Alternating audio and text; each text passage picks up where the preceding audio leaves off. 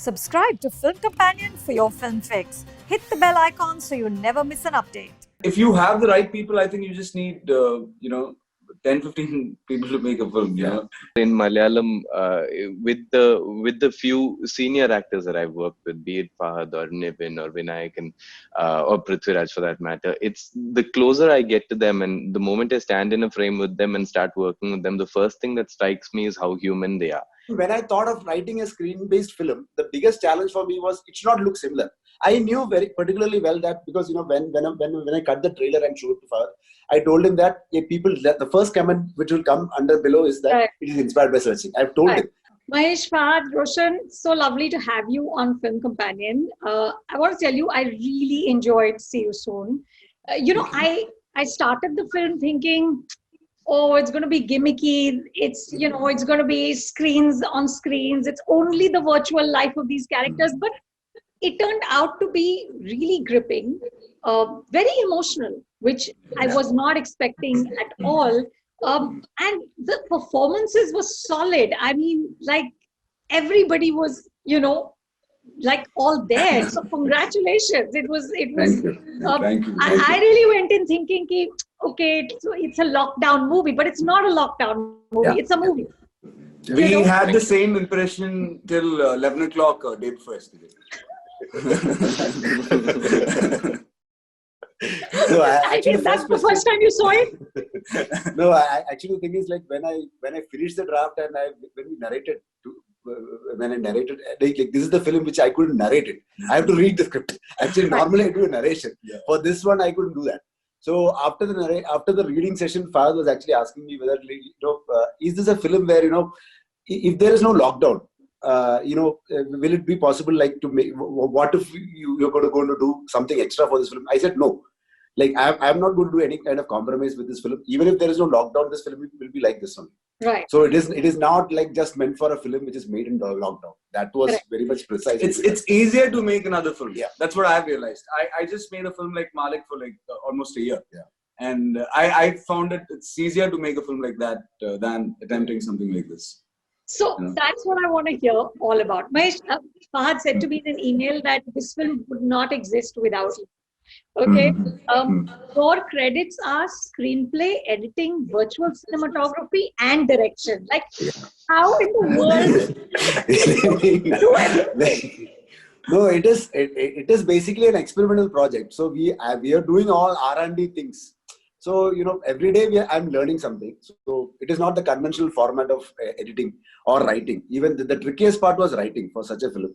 Just because the device is not with me. A writer will have every kind of freedom where you start with the premise. You can start the setting up. You can start with a long shot, establishment shot. There is nothing like this here. The camera is with the characters, and also there should be a purpose of turning on this camera. Yeah. So for that, I can't do any kind of a gimmick that I can place a camera here, I can place a camera there, random camera. No, it should be there. It should be some.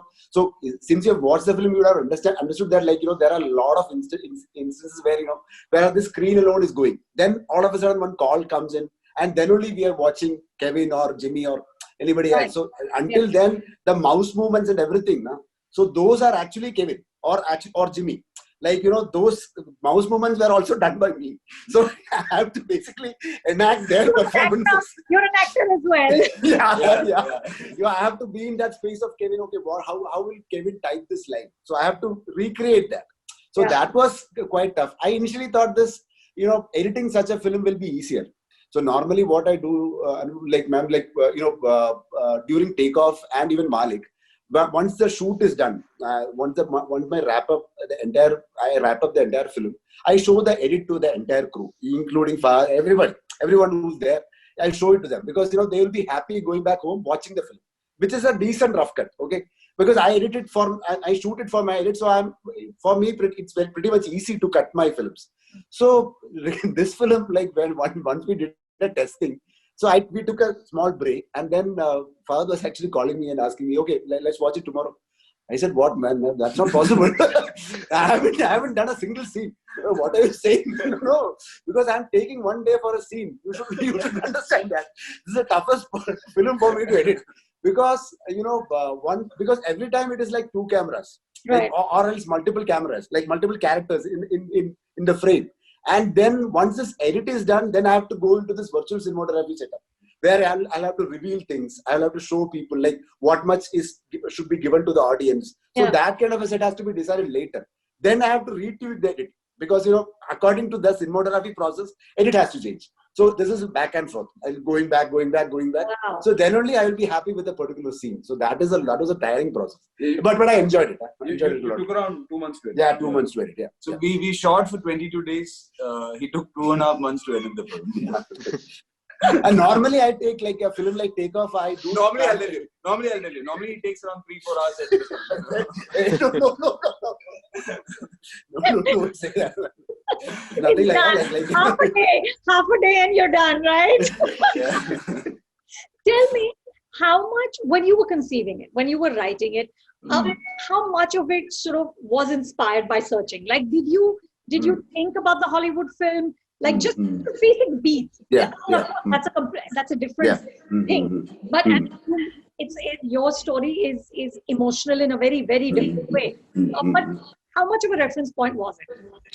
I've been following all these screen-based found footage genre kind of films from a long time. Like since the there's one film called Collingswood Story, one film which happened in 2002.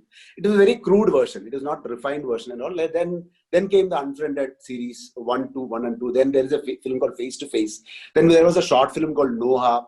Then we all like saw Searching. Searching was mind blowing, just in the way the format was really good and it was so well refined. Like every logic was like clearly mentioned, and we could really travel with the characters. But still, I felt at some point the form was actually dominating the content. I felt many times in Searching that the form is actually killing the content. So then when I thought of writing a screen-based film, the biggest challenge for me was it should not look similar.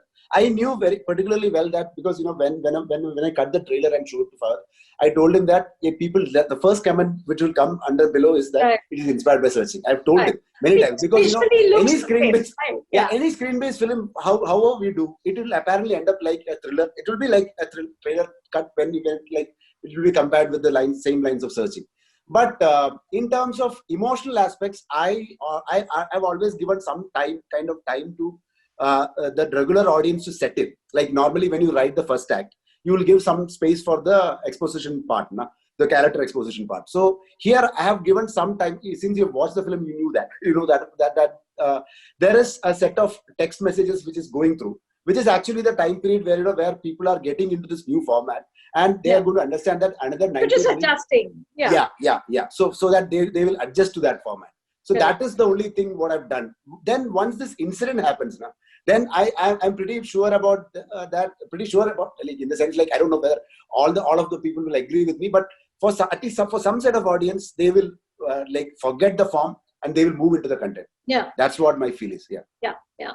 Tell me about the logistics. So all three of you there's a 32-person crew. You're shooting in Fahadh in your building, right?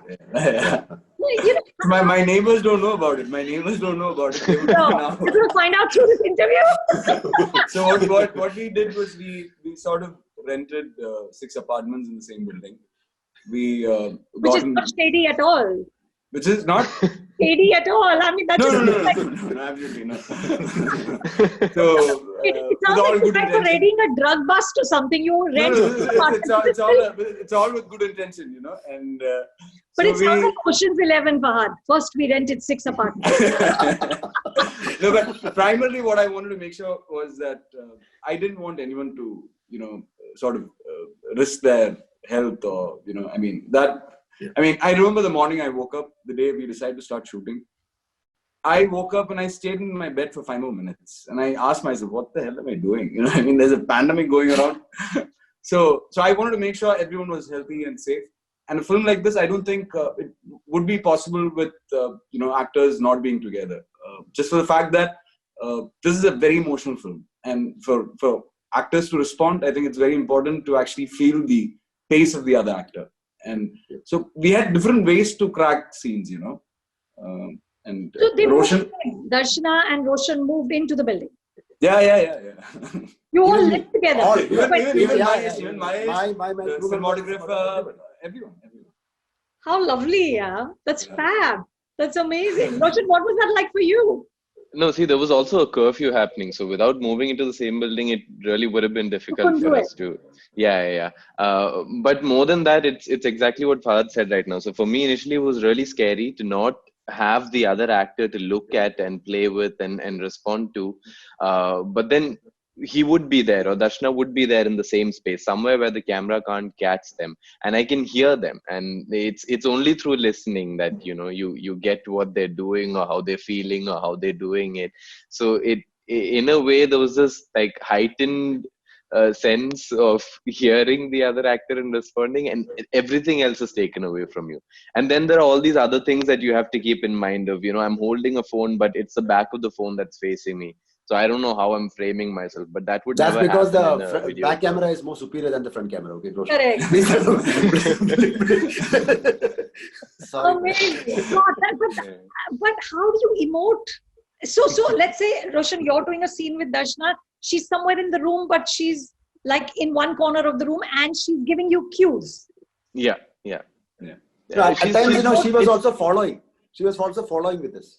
Yeah. At times Maheshan was also following, and then we do have a cinematographer also who is who would be holding the other end of the phone, and he's also following or leading. So the whole thing was a little bit of a funny setup if you look at it from outside. But when you're on the inside, if I'm doing a scene with Darshana, she's doing a little more than just cueing, right? She's also doing the scene out She's and out. fully doing it. Yeah, she's fully doing it, because just queuing will end up being a distraction more than helping, I think. Right. So we were all fully doing the scene when we were queuing for the other actor. So basically, every actor needs to perform for you to get reactions of one actor. That's also because the timing has to be matched. Like one person renders this line in a similar way, right? Where he's going to perform also, he or she is going to perform also. That kind of a timing has to be matched. Otherwise, that this won't be in sync. Right. So you'll probably understand. It's more like a multi-camera setup. Two cameras always facing. Yeah. Correct. Tell me, what was like the biggest logistical challenge of this? Like, was there a day when you all thought, "Ki bus, like we're not going to get this. It's not going to happen." See, primarily, I mean, the only way we would have left this is only if we didn't get the emotions right. I think we got the emotions right from day one. I mean, he shot with Darshana and Roshan, and I saw it. And see, the once the content is emotional and there's a strong narrative happening. I mean, shooting the film was very easy. I mean, making the film was. I mean, there was no restrictions because of the lockdown or the current situation. I mean, like I said, primarily I wanted to make sure everyone was safe. And secondly, I kept asking him, every day, every morning, I kept asking him, do you think you can do a better film if we did this after the lockdown? And he kept telling me, no, it's just this, So, I mean, that way we thought we were doing the right thing at the right time. Yeah. Mahesh, also, Fahadh is, sorry, one thing I have to add, is that Fahadh is a person, Fahadh is an actor who never compromises with his first day shoot. He always keeps on changing, he keeps on insisting that, okay, first day is not perfect for him. Right. He keeps on insisting to reshoot that. So in this film also the same thing happened. The only film which didn't happen is Malik. That's because, he was in that, we did a lot of photo test shoots with this makeover and looks, and also he was more into that character zone. So probably that would have No, I can't do the first day reshoot of Malik because the first shot is 20 minutes. No, it's a single shot. I can never do that. I mean, there were 1,000 people around there were 1,000 junior actors in the scene. And just imagine still he will do that. He's a person like that. Maybe Mahesh planned a 20-minute shot just I to asked him, I kept asking him, what are you going to start shooting? We'll do the single shot, no? We'll do the single shot. Mahesh, what was your direction to Darshana? Because she's really good, and in her breakdown scene, you completely forget that this is a screen-on-screen movie. See, I got a bigger advantage because Darshana is from theatre. So she really understands all these nuances pretty well. And the main challenge what I had during shooting of this film is because since it's a screen-based film, when you're keeping everything emotional, which is very close to your phone, it looks very real. No, it is more real. Like it doesn't have any kind of cinematic emphasis on like lensing or depth of field or anything. It is very real. So performance wise, it has to be minimalized. I normally do what I tried in Takeoff also. My writing is pretty dramatic. Okay, I will tell you my exercise. Like my writing is dramatic, so I try to tone down the actors on location. Like I try to take the very minimalistic kind of approach from my performers. So I always tell them that, okay, at times, what I do is that I take the first portion from the second take, and the middle portion from the 11th take, and the last portion from the last take, something like that. I have this idea of tweaking with the performance. But this film, I didn't have much options in this, because there are shots where where it is a continuous take, where I can't go use a cutaway or a cut in for a different reaction and then come back. There is no option for me. Darshana was so surprising in terms of performance, where she understood this language very well. Like I'm pretty sure that I'm saying it openly. She understood it like very well, that she understood better than Fahadh or Roshan. She understood much quickly, because she knew that it is basically the film entirely travels around her, and she quickly got hold into that. That's an advantage for her. Yeah. Roshan, you're also a theatre actor, and I've read all these interviews where you talk about how much you like to prep. And Fahadh, you say that you don't like to prep at all. So how did the two of you sort of find the right tonality? Well, I just started listening to him, and I just wanted to do it his way. Really? And, yeah, because I remember he shot before me, and I was there giving him lines in my, because it was shot in order. This film Right. could have shot in only the chronological way. Otherwise, it's not possible. Yeah. So everyone has a method of cracking things, and and Roshan has his own style of doing things, and his own way of doing things. I have mine. So the idea is to find a balance, and when there is effort constantly from everyone, you get into that balance. I know how Roshan functions, and Roshan knows how I function, so it was easy. The first 2 days anyway, culture shock. You'll have to reshoot it. So, also there is one incident where where we got this camera and all got hanged, and and the clip was actually like some small glitches were happening, and it was like R&D. So Fahadh was telling me, let's reshoot it. I was looking for a reason to reshoot it. And at one point he was also telling me that could we change the entire location of Kevin to some other place? Yeah. I said no, it's not possible, because since it's a lockdown film, like there I mentioned in the word lockdown. Okay, I can't do that because I can't move out of this apartment. Yeah. I remember there was a day when we couldn't shoot Fahadh's portions because his beard had overgrown, and everyone's really disappointed. And he's like, "Yeah, even the scene that we just shot is not going to work. We're going to have to reshoot it." And there was a hint of a smile when he said it, and I'm thinking, he's the only guy who seems happy about this. Roshan, what was hardest for you? I think for me initially, because so we started with a few of my scenes. So I felt really restricted when I realized that my co-actor is nowhere for me to see him or her. And this idea of holding the phone and filming myself somehow was taking a lot of my conscious attention. So I felt like it was too distracting for me. And then again, that was one of the things that we had to work together and find a solution for, just so I could put it away from my head. So we did figure out a solution in a way for that. And then like Fahadh mentioned earlier, I do come in with a certain idea of, okay, this is how I work, this is what works for me, this is what I want to try. But I think over the last couple of projects, I've also been pushed to change that firmness a little bit. So now I'm a little open to a trial and error method of, okay, this is what I think works. There might also be other things that I'll have to be open to, or I'll have to try out. So luckily that kicked in when I really needed it to. And then all of these guys are always around. There's always like one whole group.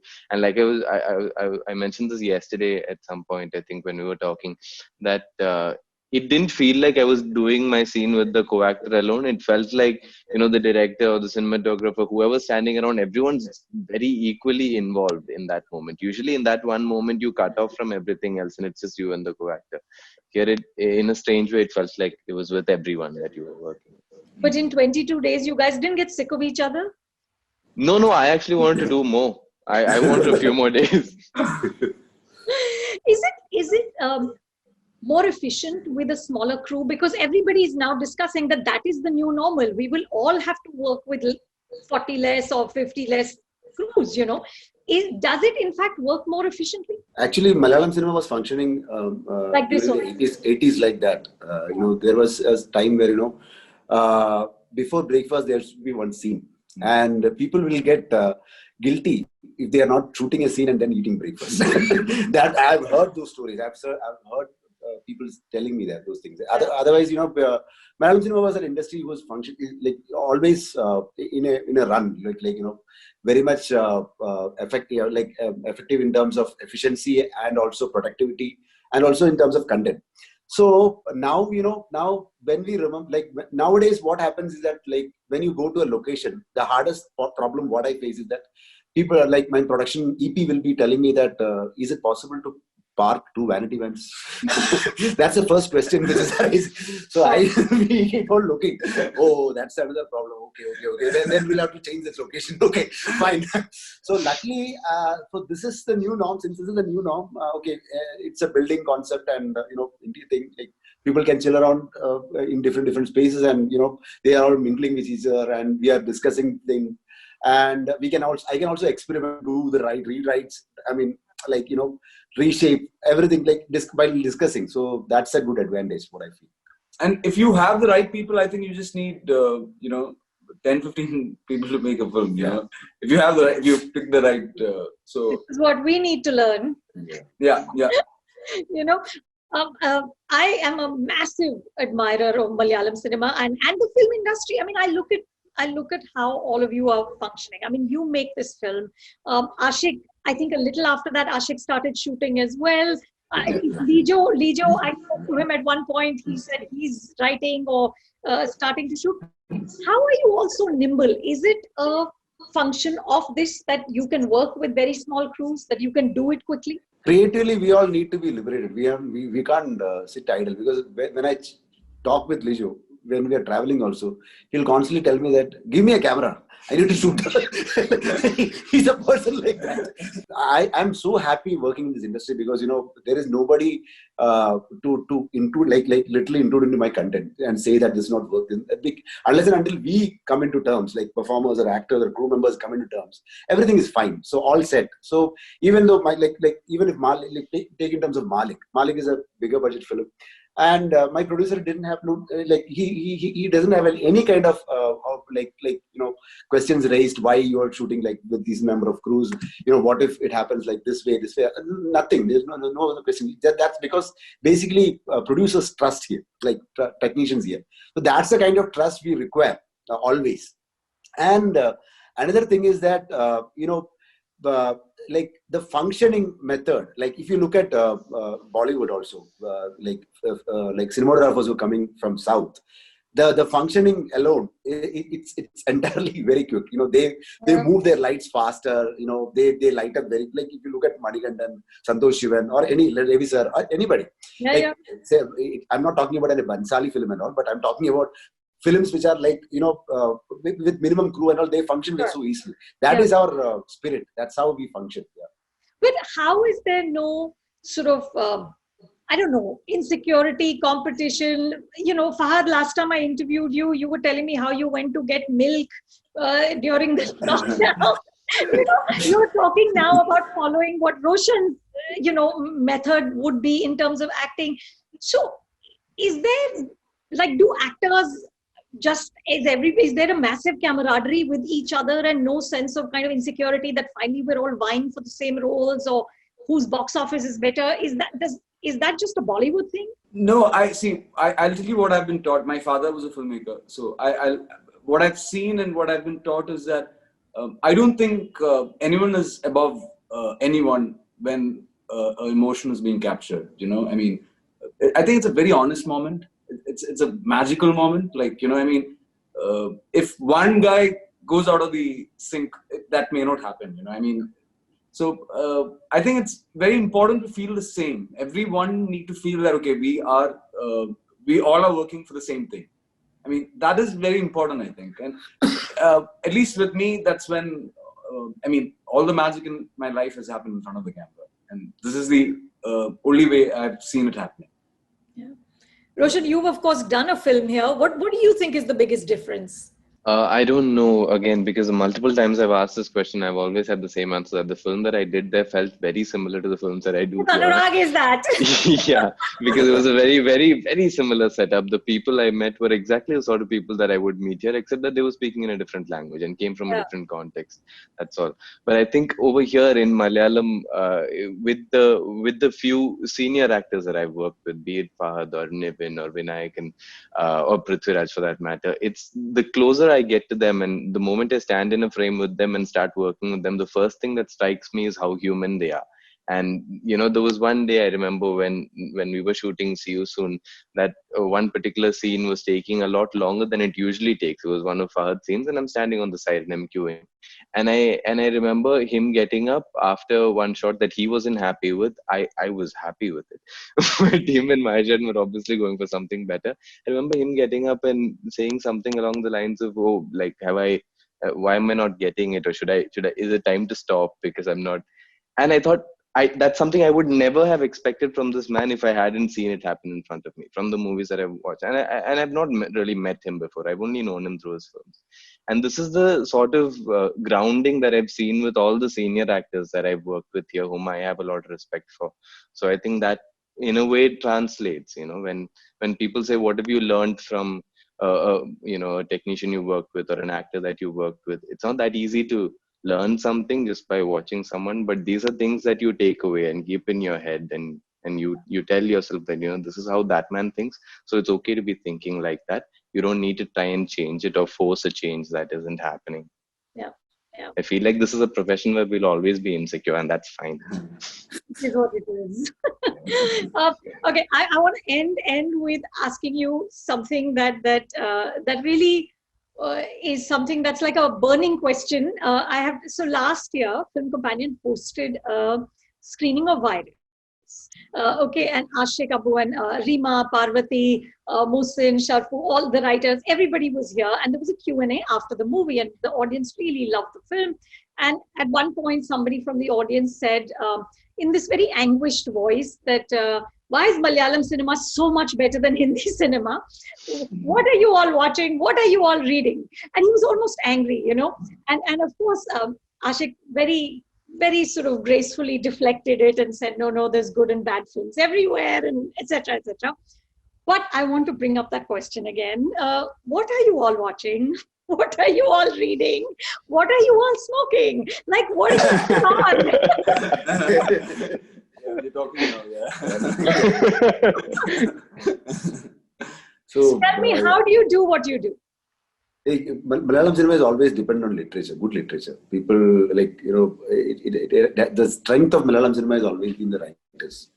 You know, the kind of respect what writers get in the entire Indian industry, I think Malayalam cinema is the best.